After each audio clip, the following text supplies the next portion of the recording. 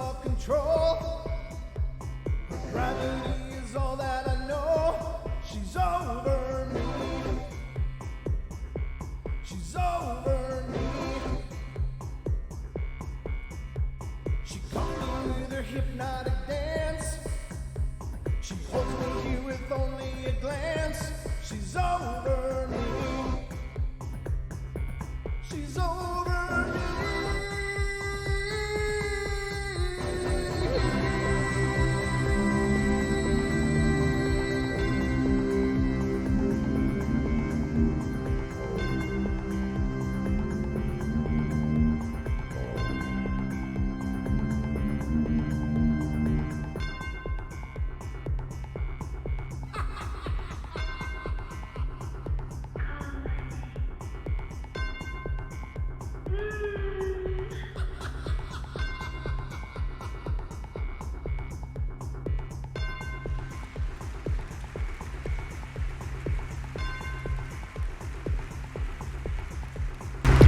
Ladies and gentlemen, boys and girls of all ages, welcome to the Paranormal Portal. How you guys doing? I'm absolutely swamped here myself, but I'm here with you, and I'm sorry I'm a few minutes late getting the ball rolling here, but I got a lot done today, and I got a lot more to do yet tonight before I end up heading out the door tomorrow sometime with Mr. Longbeard as we make our trek to Medellin Falls, Washington for the Bigfoot's. Well, it's the Bigfoot Town Hall over in Medellin Falls, and it's going to be at the Cutter Theater, and it's going to be a hell of an event. If any of you are in the Washington area and can make it over on Saturday, that'd be great. It's a one-day event, so it's going to be a fantastic time. Great opportunity to hear both Adam Davies speak and Dr. Robert Alley.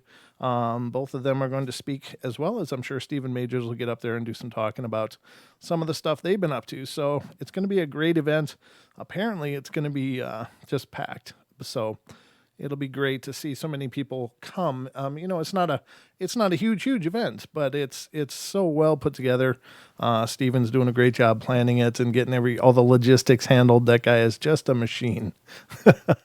I mean, really, he's just one of those machines, and you can hear his energy. Like when he was on the show last night, even though the guy was worn out and only said just a few things, he's just got an energy level that's on a whole different level than where I'm at.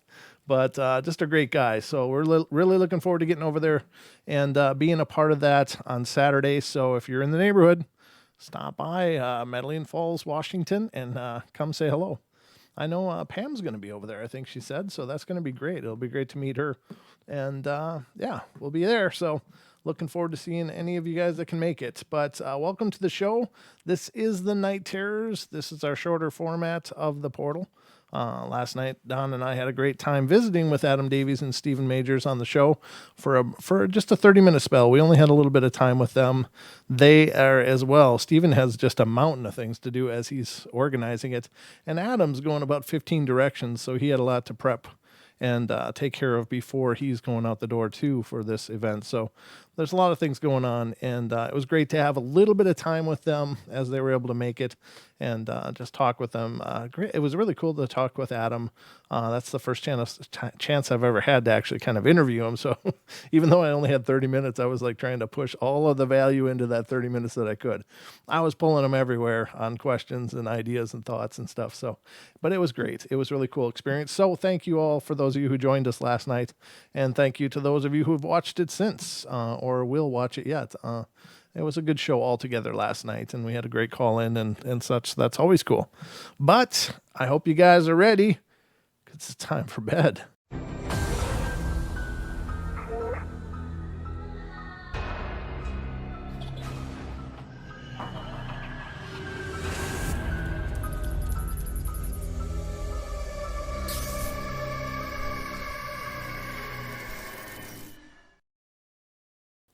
I'm back. Did you miss me? All right. And once again, welcome. This is my Deadpool shirt. It says, I have issues, kind of pointing at myself, which is true, actually. I'm not afraid to admit it. I think it's our issues that make us unique. Is it working? I don't know. I'm trying to sell it pretty hard here, ladies and gentlemen, but let's get underway. I got some stuff pulled up for you to read and hopefully keep you wildly entertained for the next hour, almost hour, at least mildly entertained. But if you're not at all entertained, just remember you get what you paid for. So, so far this show is pretty much free. So let's see what I got pulled up and ready to go here. Waiting for my computer to catch up with me. I got so many things open and running, and I've got projects everywhere on this computer going right now. Oof. Even more than my gaming rig can keep up with, unfortunately. All right, so the first story tonight is coming out of North Carolina. It has to do with apparitions, voices, and touches. And these are ghost stories, ghost encounters. So this is not a really long story, but it's one that has always fascinated me and really touched my heart. My dad had a neighbor who lived beside him and was the sweetest old lady. She was always outside tending to her flowers and plants, and whenever I would come over to visit my dad with my son, she would always mosey over and talk to me and tell me how precious my boys were. They always felt so comfortable around her and would give her a big hug when she would come over. Over the months, we noticed that her sons were coming over quite a bit, and we didn't see her outside as much. Her youngest son told my dad one afternoon that his mom had cancer and was having a particularly hard time. Her condition just took her over so fast.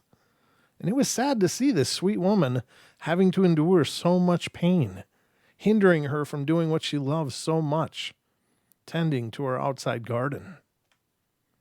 Late one night, an ambulance came and took her away, and we were told that she'd been taken to hospice and would remain there until she passed.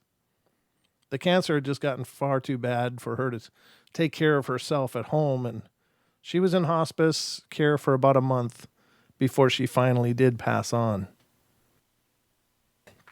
A couple of weeks later, my dad had to go away on a business trip, and I told him I'd watch the house for him while he was away. And one day, as I was passing through the living room, something caught my attention from the corner of my eye. I looked out the front window towards the direction of the movement, and right before my eyes, plain as day, was Bernice, my dad's neighbor who had just passed away a couple of weeks earlier. She was in her driveway looking at the plants in front of the house. This probably lasted about 30 seconds, and just as quickly as I saw her looking at the plants in front of the house, she was gone. And I had to see this for myself to make sure it wasn't somebody else. I ran outside and walked completely around the house twice and didn't see a soul, pardon the pun. Well, I smiled to myself and went back to my dad's, and I know in my heart it was her. I didn't feel sadness. I had a feeling of peace as I left her property. I immediately told my dad about this when he got back from his trip, and after I finished telling him the story, he just looked at me kind of shocked. He went on to tell me that before he left for his trip, he had spoken with Bernice's youngest son, who was very close to her, and he told my dad that he told his mom before she passed that he wanted her to give him a sign that she was at peace. My dad, who was a major skeptic, felt compelled enough to give me her son's phone number so I could call and tell him. I waited a day or so before calling. How would you react if somebody you didn't know calls out of the blue to tell you that he just saw your deceased mom? Well, I finally did call and tell him what had happened. He was quiet for a moment, and with tears in his voice, he said, "Thank you. Thank you so much." He didn't think I was crazy at all. Looking back, I was so glad that I did tell him, and I feel that maybe that was her way of using me to relay to her family that she was happy and it had, in fact, moved on. Yeah, that's got to be a hell of a deal. I can't even imagine the torment that would have on the body and how that would be so painful. And of course, I know people who have passed from cancer, and it's such a tragic thing. So I look forward to the days when they got that stuff solved. They can just give you some kind of a treatment or a shot, and boom, it's gone. And that'll be a good day, because that's a brutal disease. So anyway, let's go to the next one, and this one's coming from Illinois. Apparitions, voices, and touches. And yeah, I do know it's Illinois, but I think it's funny that they threw the S in there anyway. It's like, why bother? Just, speaking of annoying, why throw in extra letters when you don't need them? Get them the hell out of there. That's one less letter a kid needs to learn to spell.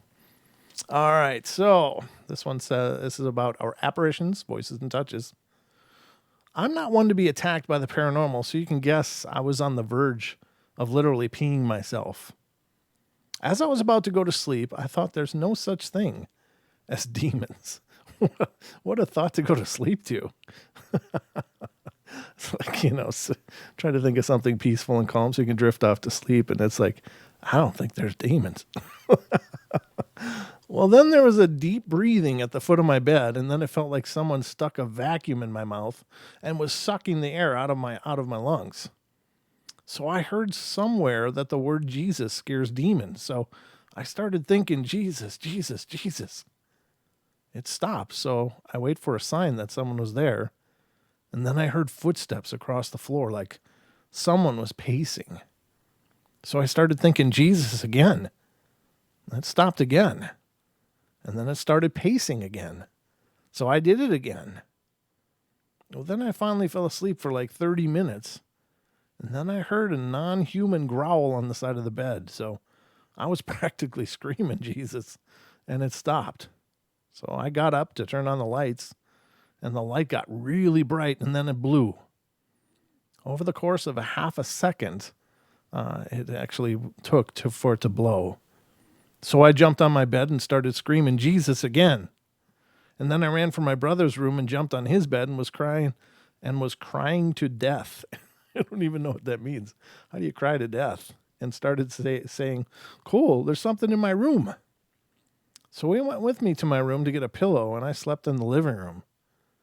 In the morning when I went to go get clothes out of there, it felt like something evil was in there. So I changed in the bathroom, and when I put my pajamas in there, it felt like something was grasping me.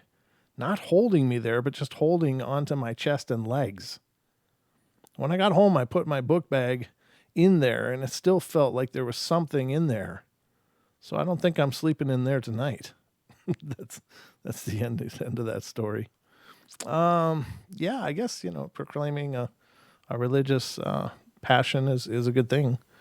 It can certainly be a ward against evil, but wow. Yeah, you don't want to challenge the spirit world. I don't think that's ever a really good idea. We just don't know enough about it. Not that I'm saying you should be afraid, but you should be sensible, I guess is the word I'm looking for. You don't. It's like those people like going ghost hunting and stuff, and it's like, use my energy. It's like, no, don't use your energy. What are you, stupid? That whole idea of just like, hey, use my energy and make something happen. It's like, wow, you just green carded that whole deal. So you can hardly whine when things go sideways after that. Don't ever give a green light to use your energy. I don't understand that thinking at all. It happens all the time on those shows too. Use my energy and communicate with us. What if they use your energy and decide to possess you or something? It's like they may not do what you want them to with your energy. I don't know. Just some food for thought, ladies and gentlemen. But surrendering your energy and your sovereignty to a spirit I don't think it's ever a good idea. But to each his own. I know people do it all the time, but I think that also invites a lot of problems because you're giving a green light for something to interact with you on an energetic level. And, that's not very far removed from, just inviting something in. Just my 2 cents. But anyway, I'll get to the next one as soon as my computer catches up. Poor old computer. She's a tired old bird. No, she's good. That's a good computer. It's been really good. Good God. Well, anyway. As I was saying, sorry about that. Let me see if I can close something else here. Something I'm not currently using. Okay, it's still there. Come on, close. Yeah, it's totally locked up. Man, it's going to be one of those nights, huh? Sorry about this, ladies and gentlemen. I just got done praising my computer, and now she's just going to show me what the hell I know.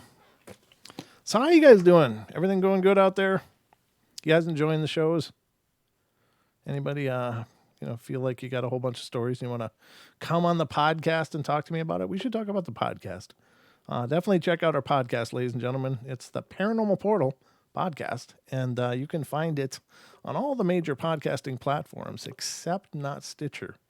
I'm working on that though, but we are not currently on Stitcher, so hopefully we can get that rectified, because I know that's a very really, really popular platform, but oh, there it goes, finally doing something.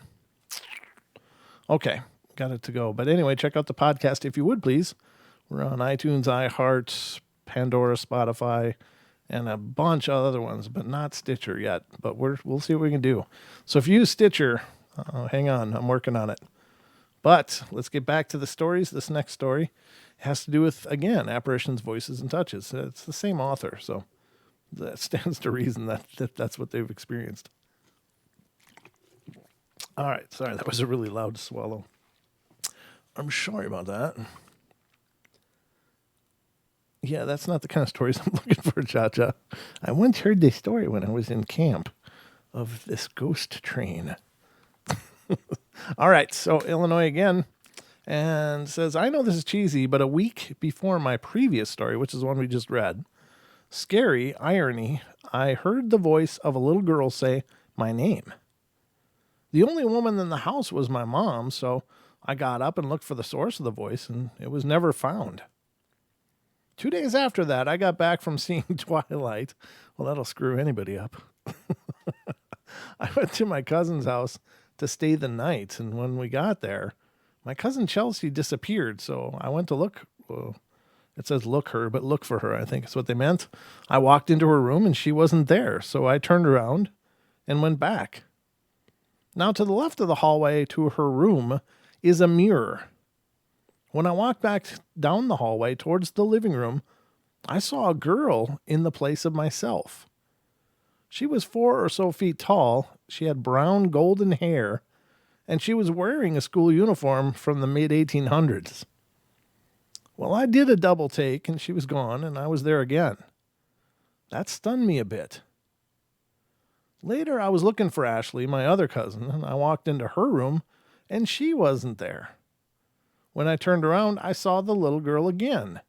She was standing at the doorway, and it wasn't scary except for the fact that she really wasn't there. But she's standing there like she's waiting for me to come play with her. Just waiting. Now, I see her in mirrors, like in Chelsea's, and in any surface that you can see a reflection. There's nothing scary about it, but it kind of gets annoying jumping every time I look in a mirror. Yeah, I suppose that could be. Could be quite annoying. All right, let's go to the next one. That was nice and short. And again, ladies and gentlemen, the phone lines are open tonight. If you've got a paranormal experience of your very own you'd like to share, please feel free to call in.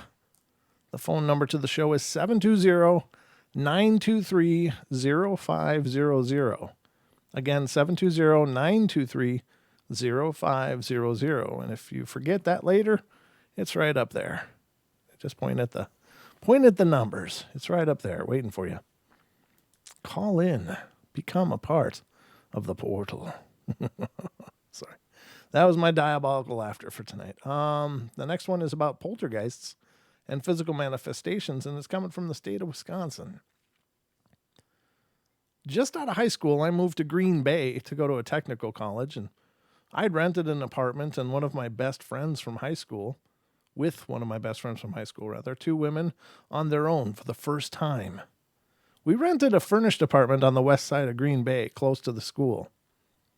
It had been a very eventful first couple of weeks, so when the things started happening, it didn't even surprise us.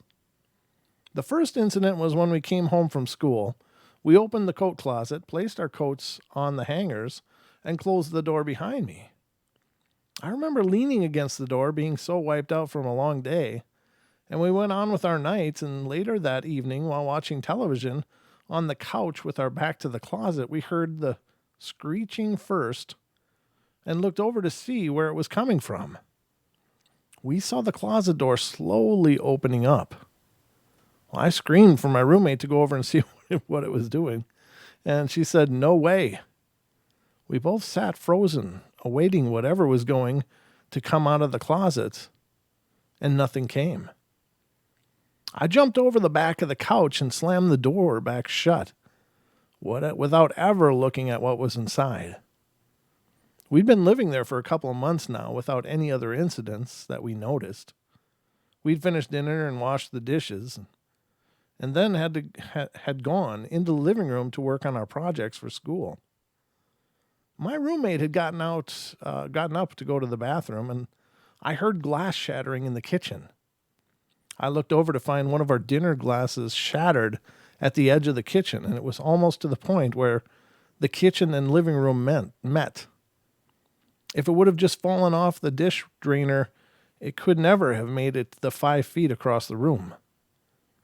After that, we had a male friend who was going to the same school come and stay with us. I started sleeping in the living room since it was only a 1-bedroom apartment and we were having a hard time fitting 3 beds in the bedroom. And I started at that point talking in my sleep. I don't ever remember talking to this person, but my roommates would be up watching TV after I'd gone to bed and hearing me have conversations with this person. I was also doing sleepwalking. Well, I moved home a couple of months later after we finished school. They never mentioned having anything happen after I moved out. But I haven't had any problems with sleepwalking ever since. Yeah, sleepwalking's a weird thing. That's really strange. I don't know what to think of that. I have sleepwalked, and it's really odd. And it's actually, I never really traditionally sleepwalked, but I went through this period where, and it's getting better, but it's a matter of years that I could only sleep in spurts, like 1 or 2 hours at a time. And I would just be exhausted, absolutely exhausted. And I really almost went through a period of just almost being narcoleptic. Like I'd be at work and I couldn't even stay awake. I'd fall asleep at my desk all the time. It was just nuts. And I would get up to use the bathroom and just kind of be standing there frustrated because I couldn't like really get any restful sleep. And this went on for like a couple of years anyway. And I was like, oh, and I would fall asleep as I was standing up. And I can tell you, there was probably close to a dozen times where I woke up because I hit the floor. I fell over in my sleep and landed just like a slab of meat on the floor. I did it one time backwards. That was horrible. And, it wasn't, I really don't think it was paranormal at all, but it's just that feeling of kind of being out of your skin. And then I had times where I would kind of fall asleep and still be walking and end up bumping into a wall or something in some part of the house that I didn't mean to go. Like I was thinking of going back to bed. And at some point on my journey, I fell asleep and would wander off another direction. And it wasn't ever, nothing ever really creepy about it, except for the fact that I was just like, God, this is just maddening. So apparently that seems to be over, I guess, for now. But I've been sleeping a little better, I think. But yeah, it was really nuts. Sleepwalking is really weird. I'd never sleepwalked before, but it was this past 4 years, I suppose, on and off. But it was consistent for like a year and a half or 2 years. Like I never slept well. It would be like a few times a year I would get this restful night of sleep. So that's a really bizarre situation. But I don't know what was causing it. I don't know what made it start. I don't know what made it stop. It was just, I guess, maybe just the transitions in life. Who knows? But I don't like it much. I can tell you there's not much of a worse feeling than just being in this just instant sleep. And the next thing you know, you feel this really jarring sensation through your whole body. And you open your eyes and you're looking at the ceiling. It's like, oh my God. I had her into a rocking chair once. It was terrible. It was a wood rocking chair, and I caught the arm of the chair right on my chin as I fell forward into it. I'm surprised I didn't snap my neck or something stupid. But, Yeah, it's true stories, ladies and gentlemen. I don't know what caused it. I don't know what the hell that was all about, but I'm not implying it was paranormal. I was just having a hell of a time sleeping. So I guess that's what it is, right? People love that saying. It is what it is. All right, let's open up some more stories because I burned through the batch that I had for you. That's how we roll here in the portal. We're making progress. We're making tracks here through the paranormal. You guys still good? Having a good time? Christian Bale was obviously the best.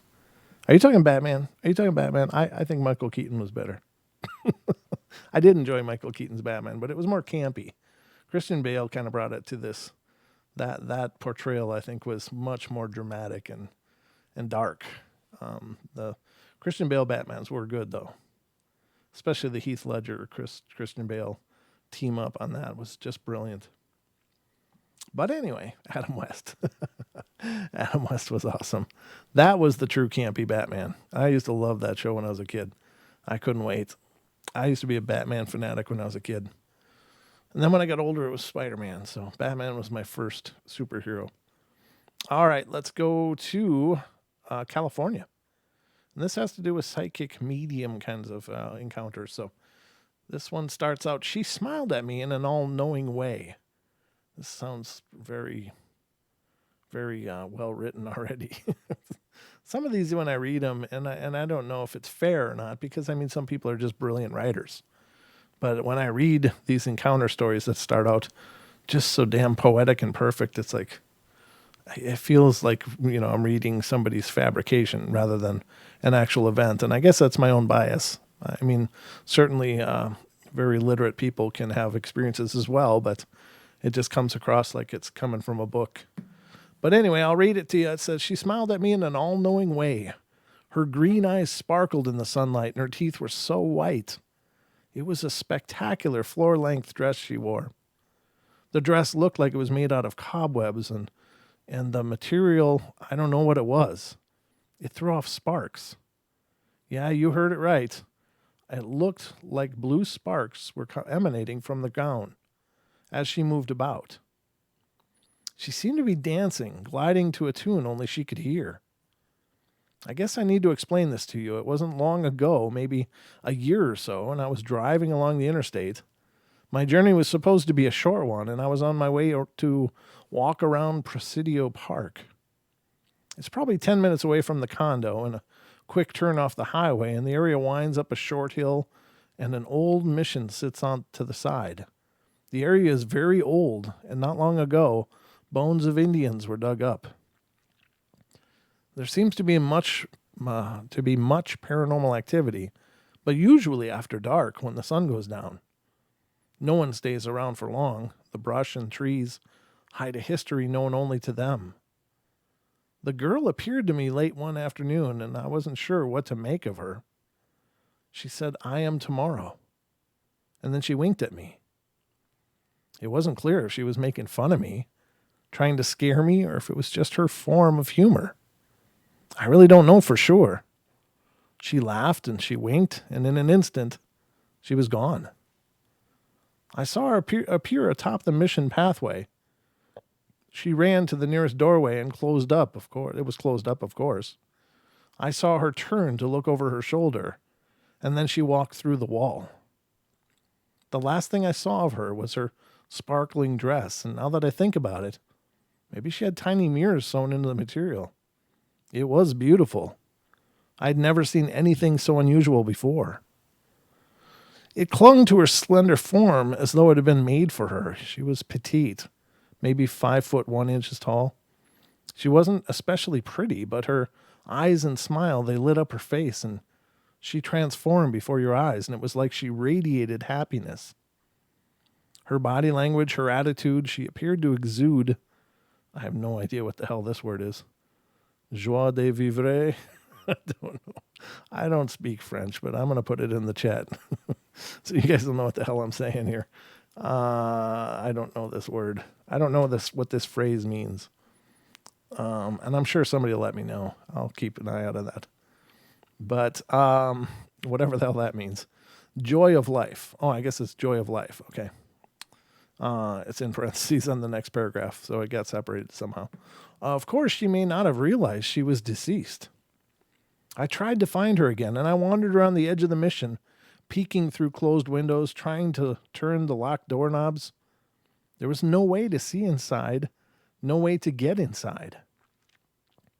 I'd given up all hope of seeing tomorrow when she appeared before me again. She had this look of utter joy on her face, and she repeated what she had said to me earlier. "I am tomorrow," she repeated, but this time she threw her arms into the air and spun around in a circle. That beautiful dress whirled with her, and she took flight. I watched her as she spun up higher and higher as she went, realizing my mouth was wide open. I closed it and watched as she faded from view. She looked like a dancer atop a child's jewelry box. It's what she reminded me of as she whirled round and round. "What the?" I whispered to myself, quickly looking around to see if anyone else had seen what I had just experienced. And of course, just my luck, nobody was nearby. And I was stuck to figure it out on my own. It's so frustrating to see odd paranormal stuff and not know where to begin. The paranormal is not an everyday occurrence to most, and sometimes what I see, it's like I stepped into the Twilight Zone. I sat at the edge of the steps leading to the mission, but she didn't ever come back.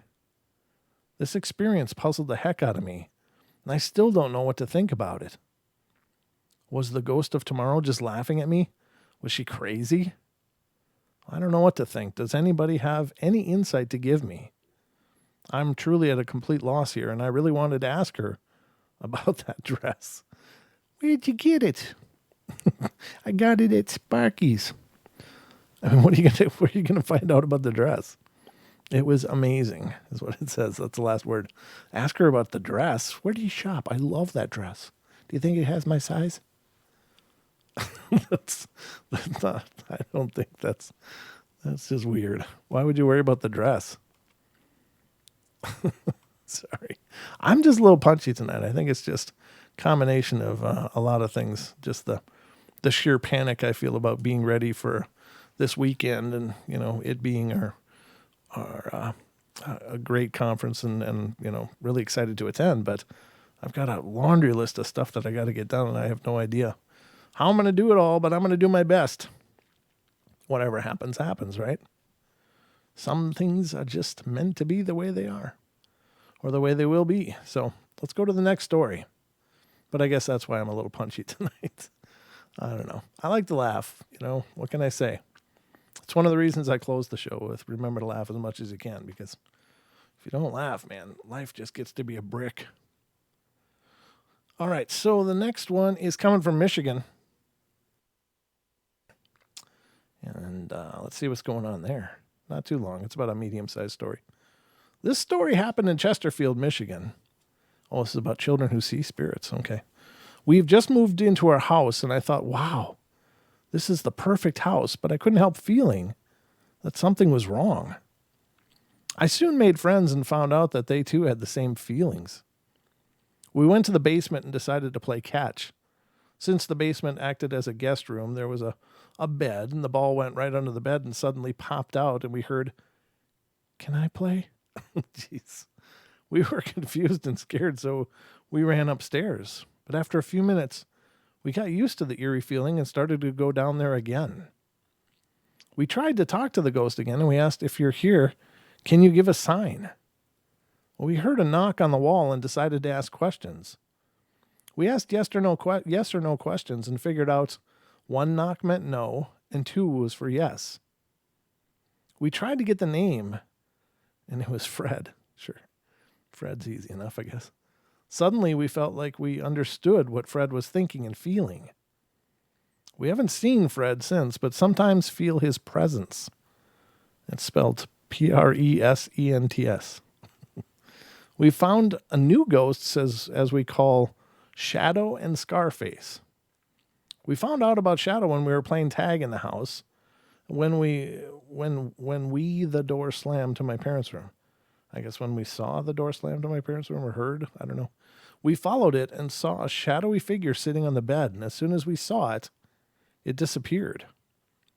We've seen it walking around, but never really pay attention to him. We saw Scarface in my window, and we don't really think that he is really good. Once I was on my trampoline and I saw him, and I heard an evil laugh. The trampoline started to shake until I yelled my friends' names. The shaking stopped as soon as my friends came outside. I've seen him more often than anyone else, and he scares me more than anyone. I always feel uncomfortable when I see him or think about him. And we call him Scarface because of the scar that goes from the top of the left eye to the bottom of the right side of his chin. Yikes. That's not good. That's the whole story. So, but interesting. All right. So Ohio is next, and this is Apparitions, Voices, and Touches. I have many experiences in my life, many to which I could not talk about with anyone or share because of the lack of understanding until now. My home was an older one that was built somewhere between the 1900s and the 1940s, and I have so many feelings in this house, so much dread at times, and mostly a feeling of being watched all the time. I lived there for 13 years, and all the while felt this way. I was a young teenager when this happened, probably in the early 90s. On this particular morning, I was getting ready for school, walking about the house, catching some bits and pieces of the news in the family room, grabbing a bite to eat in the kitchen, and putting my homework in my book bag in the parlor. And this was a path that I was walking back and forth when I was stopped in my tracks by some singing. I listened with intensity. It was coming from outside, and I looked out the front door window, only to see the portion of something in the road. My vision was blocked by the pillar that was on the front porch, and I could barely make out that this looked like a person. I went to the next room of the house, the kitchen, hoping to get a better look, but it was gone. I then continued to get ready thinking it was someone who had been walking down the street until I heard the singing again, and I looked out the front door window again to see the same image as before, still unable to see from that viewpoint. But I wanted to know what or who this was. Instead of going to the kitchen and taking a chance of it being gone, I opened the front door and stepped out onto the porch. I could clearly see this now. A dark entity surrounded by blue light, as blue as the sky. The entity was accompanied by a dog. Large and black, it too was surrounded by the light. I could no longer hear the singing, but a muttering of words that the entity was speaking to the dog. My subconsciousness wanted me to believe that this was a neighbor, Nikki, talking to her dog. She had a small white dog, so instead of just standing there, I forced words out of my mouth. I said, "Nikki?" only to be ignored. Thinking she had not heard me over her own muttering, I then yelled, "Nikki!" To my surprise, this entity turned and looked at me. Emptiness. I saw total emptiness in those eyes. They shone so clearly, even in the darkness, and then it was gone. I never saw this again, but experienced other things. The abrupt ending. I love how these stories just end. It's like, boom, done. It's like somebody's homework. They just got, I'm done. That's it. Oh, there you have it. One more to go. I think. Let me check the time, though, to see how we're doing on time here. I got one more pulled up. No, we got to time for even more. Plenty of time, ladies and gentlemen, for more of the Paranormal Portal. All right, this one's coming from California. And it, again, is children who see spirits. So, some weird things have been happening in my house, my room particularly. I'm just a young teen, but I've always been able to sense spirits and also emotions in people in an instant. In my house, I've always had the sensation that there was someone else here. It doesn't feel evil, it's just creepy. But I feel a presence, and I always feel like I'm being watched. The first thing that happened was maybe a year ago. I was lying in bed about to fall asleep when suddenly a picture popped into my head. It was just some dark figure standing in the woods. It was black and white, and then it went away. It scared me at first, but I ignored the vision and tried to fall asleep. Then I heard a very faint breathing noise. I held my breath every few seconds to make sure it wasn't just me being stupid. I could still hear it. It got louder and louder, not too loud. It was faint, but obvious to hear. And I started calling out for my mom, and she didn't hear, but after a few minutes of trying, the noise went away. I was just about to fall asleep again until I heard it louder than I ever had in my right ear. Right in my ear, rather. I started screaming, and both my parents came in. I had to sleep with someone for about a week. A few times the noise returned, but not as prominent as before. Throughout the year, more things kept happening. More often and more obvious. I usually leave my towel balled up on the sink counter in my bathroom. I'm kind of sloppy when it comes to my bathroom, and that's normal for a teen, right? So I come home from school to see my towel perfectly folded over 4 times in the corner of my bathroom.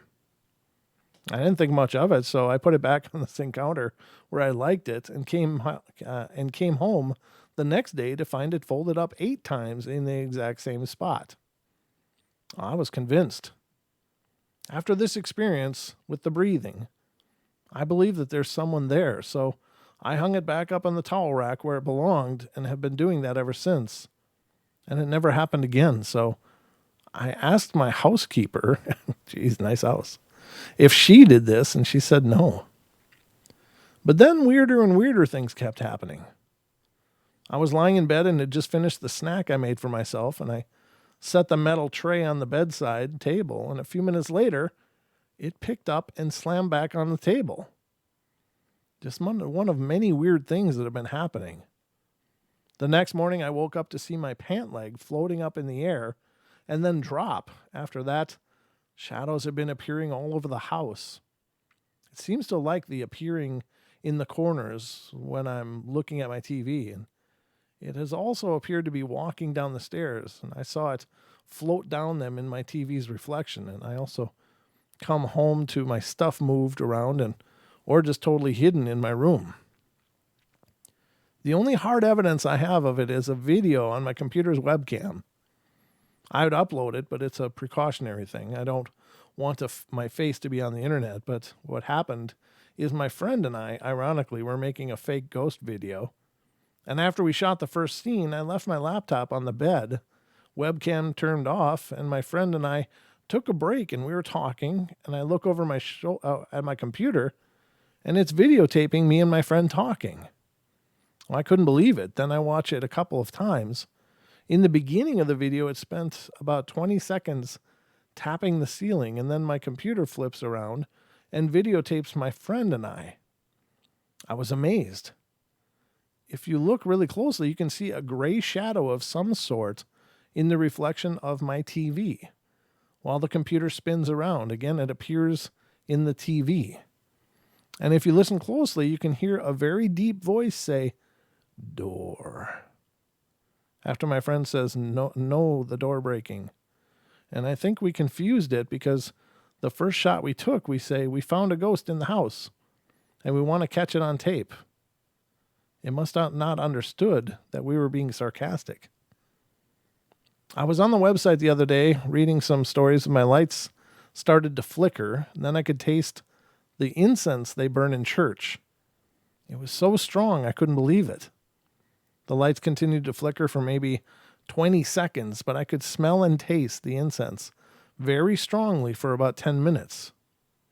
Maybe the lights were flickering because the light bulb was old, but the incense was unexplainable because I don't burn it, and neither does my family. We don't even have any. The most recent was late night. I saw this gray shadow bend over my desk like it was stressed out about something and then disappear.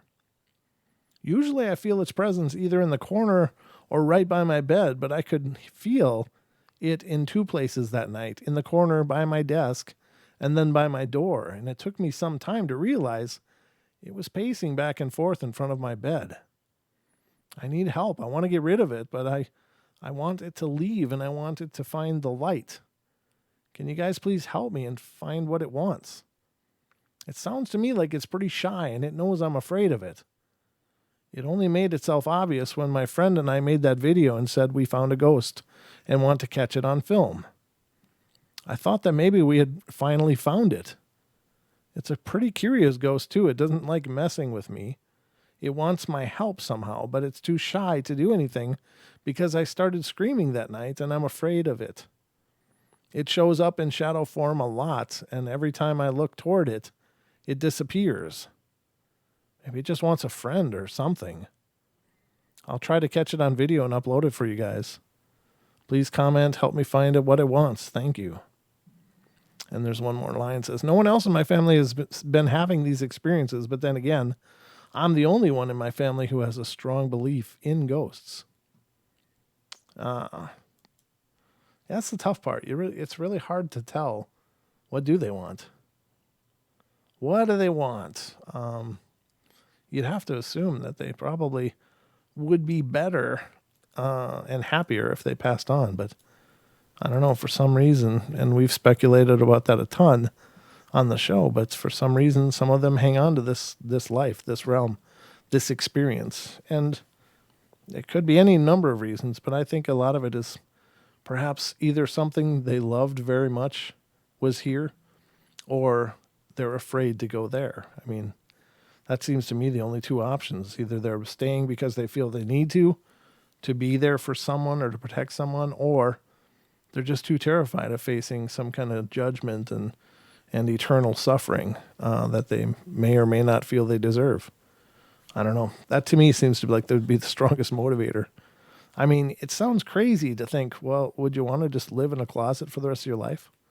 Well, no, nobody would. But if you've got a closet and then a lake of fire, which one are you going to choose? I'm going to choose the closet because I know that it might suck, but at least it's not burning in fire. So all of those dogmatic beliefs, of course, I think really, probably cause a lot of spirits to remain, because the whole idea of judgment is pretty unforgiving. It's like, whatever you've done, you've had this opportunity. If you've squandered it, then you can be prepared to face the fire. It's like, oh, no.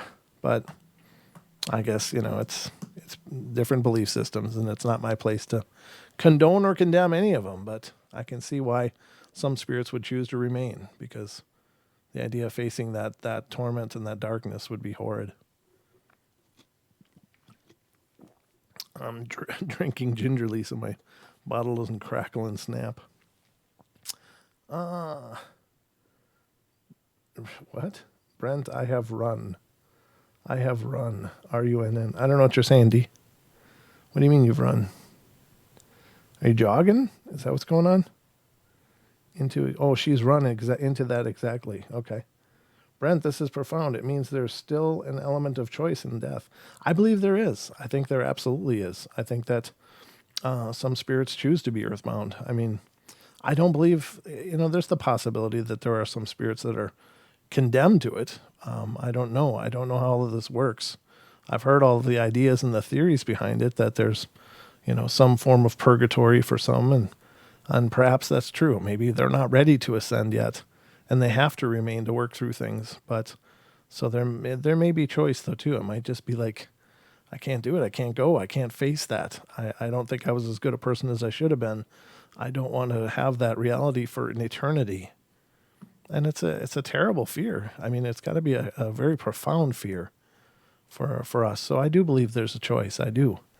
I very firmly believe that. And it's based on a belief. It's based. I don't think it's really based on. I'm going on a limb here, but I don't think it's based on the reality of the situation. I just think it's based on the dogmatic principles that people adopt based on what they've learned, and it's terrifying to imagine. A very short, very brief instant of life could condemn you to an eternity of suffering. And you think in the cosmic clock of things, how long is our lives? And it's not even a picosecond, and in terms of the grand scheme of things. So that very, very short, brief instant, people believe that they will be judged into an eternity for whatever their actions or inactions or were committed during this life, and that's an incredibly heavy thought. So believe what you will, and I'm not trying to tell you what is real and what's not, what is right, what is not. It's up to you, but I can understand why some choose to stay. That's my point.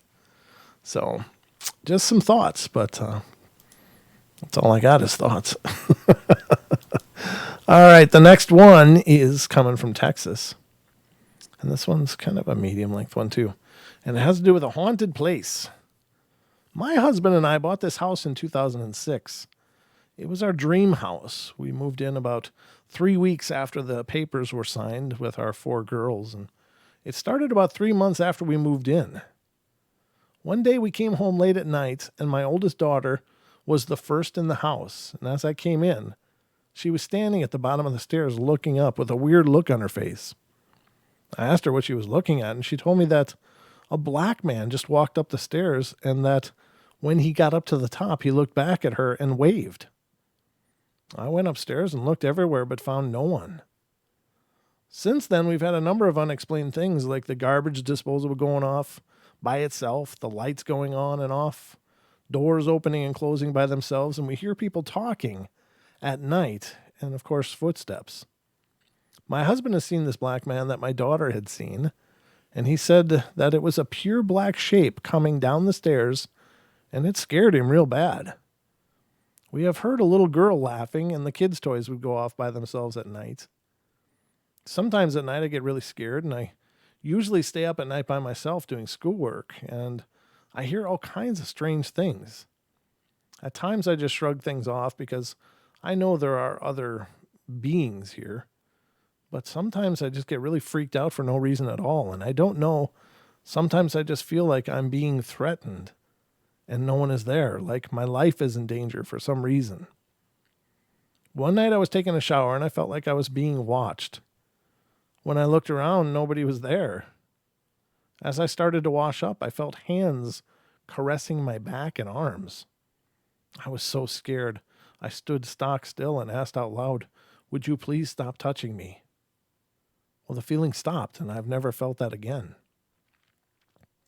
One night a few months back, I got the nerve again to use my shower, and again I felt like I was being watched. As I turned around, I saw somebody standing right in front of the shower door.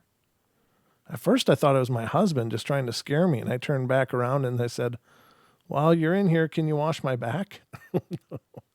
As I said back, I turned around and this figure was halfway on the other side of the bathroom, and I opened the shower door because I realized it was not my husband. It was a young kid, maybe 17, and he was wearing jeans, a t-shirt, sneakers, and a backpack. And the only reason I noticed the backpack was because he was holding the strap, and I was about to say something to him when he just disappeared. I told nobody about this, and I thought my husband would think that I was crazy. A week later, my husband came out of the bathroom just after taking a shower. I was sitting on the couch reading a book, and he said, "Ha ha, very funny." I'm thinking that my husband is going senile at this point. I mean, I didn't move from my spot. I was just sitting here reading, and he thinks this is funny. I look at him like he's crazy, and he says, "What? Don't deny it. I saw you come into the bathroom and turn off the lights and the fan, and then turn them back on again." I told him that I did not move from this spot. It took me 30 minutes to convince him that I did not go into the bathroom. He said that he was washing his hair, and the lights and fan went off in the bathroom. A few minutes later, they came back on, and he opened the shower door and saw a female figure going out of the bathroom door. He said that it had shoulder-length hair when it was about my height. I'm about 5'6", and I have brown-red hair. When he said this figure looked a lot like that. My husband lost both of his legs in the service, so when he takes off his legs, he's very short, and I'm just hoping that he was off on the height and looks at this figure. It was just very creepy. Wow. That's pretty intense. That's all kinds of intense, actually, ladies and gentlemen. But speaking of intense, this has been an intense journey through the Paranormal Portal. I hope you guys have enjoyed it. There won't be a show tomorrow, at least no scheduled shows. What I will tell you is that Don and I will do our best to stream periodically through our weekend as we're going. I do anticipate, of course, being back on Sunday night again for the Night Terrors, but our weekend is kind of booked. So we're going to head over there tomorrow. Maybe we'll stream from the road on our journey or something. I don't know. We'll see what we can do, but keep an eye out for those streams as they happen. If you haven't already subscribed, please subscribe. Turn on the notification bell so that you do get notified if we do go online. I don't know. Nothing's planned. So, I just want you guys, if you're interested, and I hope you are, to make sure that you get the notifications. So make sure that bell is clicked and that it gives you all notifications. That would be great. And we're going to just have a great time. And it's a great opportunity for us to get out there and meet some new people, new faces, and get the portal out there in the public eye a little more. So, again, if any of you are in the neighborhood, Medellin Falls on Saturday, and join us at the Bigfoot Town Hall at the Cutter Theater in Medellin Falls. And we're really looking forward to it. It's going to be a great journey, a great experience, and we hope you guys maybe some of you are able to make it. That would be really fantastic. So I guess that's going to about wrap it up for this tonight, though.